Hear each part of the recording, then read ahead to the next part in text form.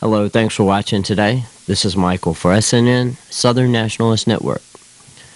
Today I'd like to share an audio clip with you that comes from Keith Preston's show, Attack the System, and I want to recommend his site, Attack the System. He's had some great guests on his new audio show, his new podcast, some fascinating guests, and I would highly recommend it as well.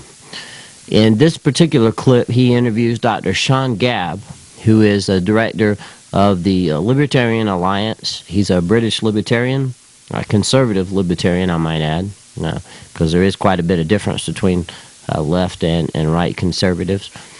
Now, in this particular clip, they speak about the phenomenon of political correctness or cultural Marxism. Has many names, but this movement that has been so destructive in Western society, especially in Britain and the United States, but in the West in general.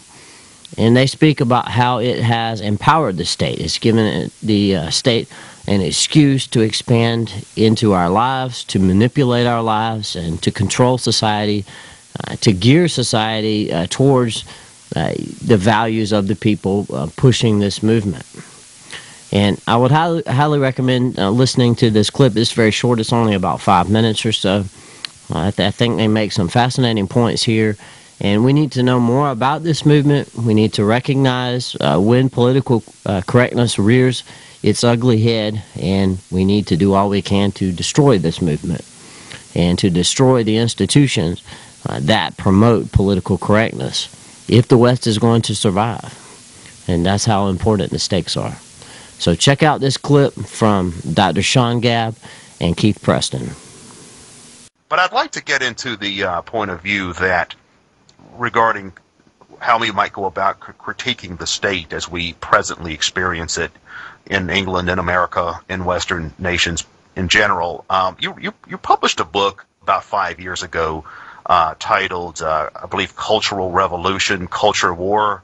And in that, you argued that a revolution had essentially taken place in English politics during the 1990s, and that particular revolution was bringing into place a particular kind of state with certain pernicious features that we had not previously seen in American politics. And I think really, because most of my listeners are probably Americans, we could say that a similar thing has happened in the United States in recent decades.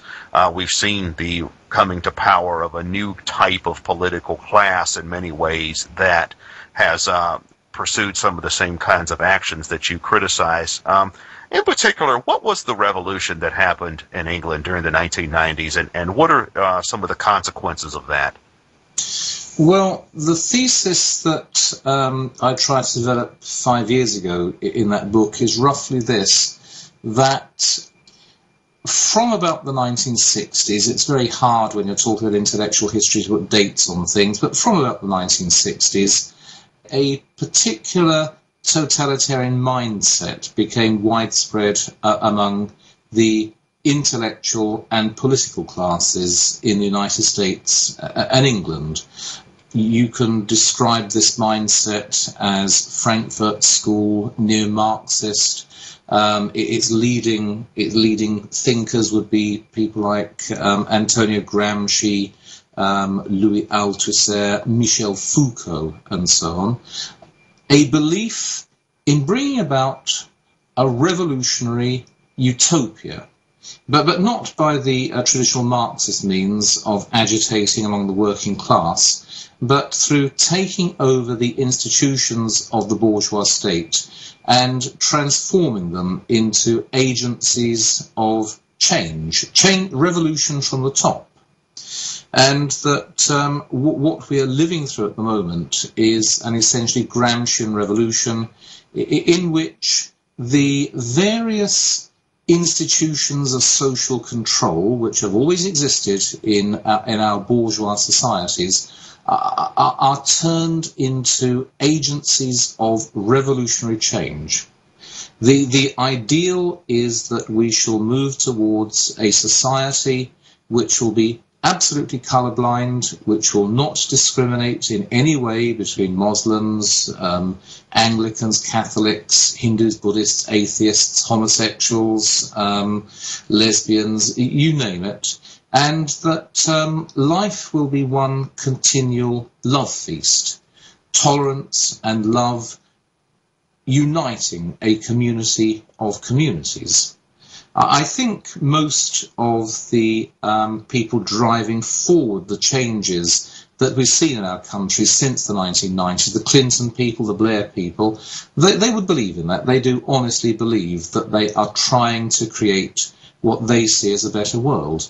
The problem, as I rather think you'd agree, is that such a society is impossible. And because such a society is impossible, these people have a choice between conceding that it's not going to work and giving up on it, and using the repressive apparatus of the state to try to bring about a superficial appearance of love and toleration within our community of communities.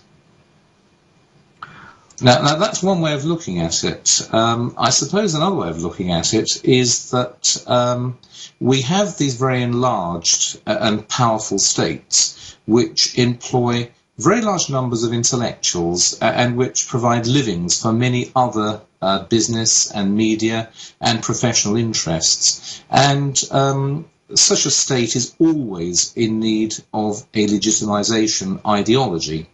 You cannot simply exercise power because you have a monopoly of force. You need to be able to lead by persuasion. And what happened during the 1980s was that the idea of using state power to improve the position of the native working classes, or of trying to establish and maintain some kind of national glory, faded away and had to be replaced by something else. And the Gramscian political correctness Frankfurt School stuff just happened to be the most convenient ideology to hand. I'm not sure which of those explanations is most in accord with the evidence.